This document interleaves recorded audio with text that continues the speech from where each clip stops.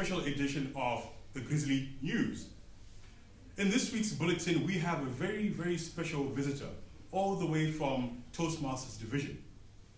He's a previous area governor for Area L and the current district division director for Area L.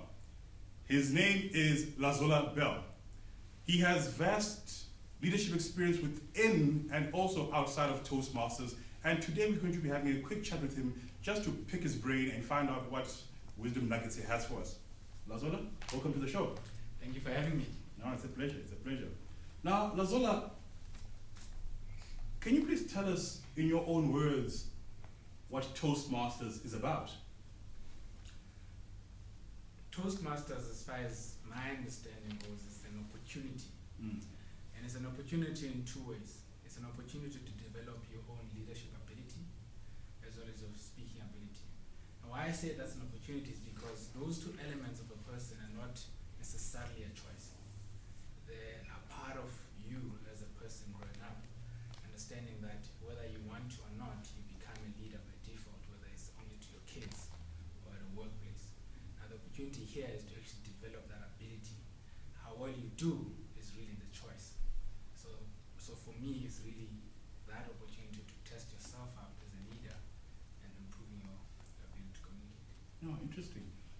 Speaking of opportunities, what kind of opportunities have opened up in your life since you became a Toastmaster? Well, as I mentioned that, leadership and communication is not an option because there's people everywhere. How well you communicate with them determines how far you go in life. So for me, immediately as I joined Toastmasters and it helped me structure what I say, when I say it, it allowed people to engage with me more. And therefore, it allowed me to express my desires more and propel me forward. I think the unspoken ability of a person is that everyone has got ideas, and all the ideas are great.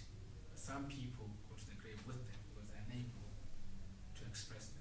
So for me, being able to express those ideas, I've gone on to lead teams, I've gone on to start my own business and be able to sell that from the ability I've gotten from Toastmasters. No, very good. And you are the current division director for Division L. Can you please tell us what exactly does the division director do besides teas and lunches? I was hoping to say we do teas and lunches.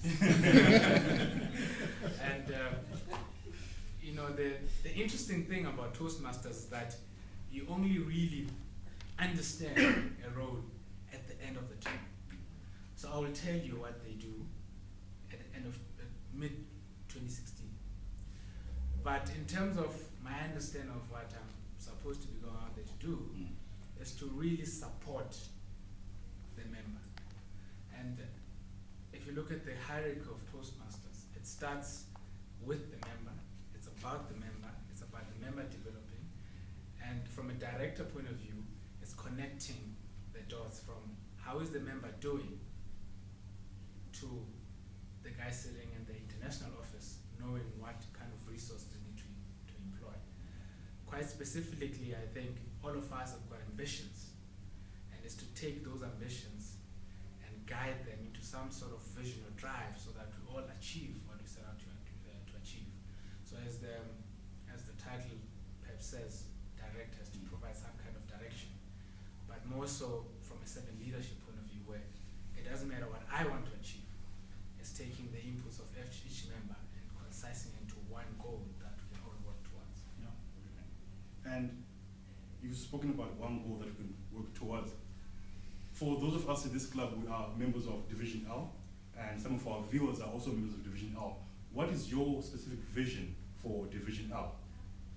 Well, Division L is 4 years old, if I'm not mistaken.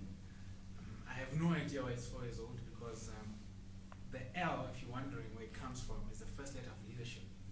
So by following that logic, we've got E, we've got A, we've got R, we spell out the whole leadership, the word itself. So then L should have been the first division, right? So I have no idea why it's only 4 years old. But what's interesting is that in its 4-year history, it has never been distinguished. And that's a measure to use to check how we're doing as a division, and how we get to the inputs to that is to check how we're doing as areas. To get the input to that is how we're doing as clubs. To get the input to that, how is the member doing? So for us to be distinguished as a division will mean only one thing, that the member is getting the value from the program. And what would be your key message to all the members watching tonight? If there's one thing they could take from all your experience as area governor, as division director, what would be the one thing?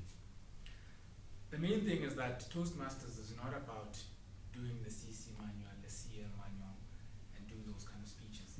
Toastmasters is an opportunity where you come in here to learn skills that will help you out there in the real world. So it's solving your problems out there. And for most of us, our problem is communication. In fact, for all of us in the world, the biggest problem is communication. The better we are at that as a skill, the more we are able to get our desires out, and the more we can get the world to go the way we think it should go. So my biggest message is that as you come into the Toastmaster environment, know that you come in to learn and improve. So when you don't know how to do something, that is the reason you should raise your hand and volunteer to do it. So if we need a president for a club and you're thinking, how do I do that role? That's the exact reason you should take it up. Interesting. Oh, Lazolla, it was very good having you this evening, and I hope that our viewers have learned a lot about not only Toastmasters, but how to be a good leader. And thank you for coming. You can now go back to having teas, scones, and lunches and whatnot. And to our viewers, stay tuned, as our next interview will be with our area director, Luther Ferris. Thank you. Thank you very much.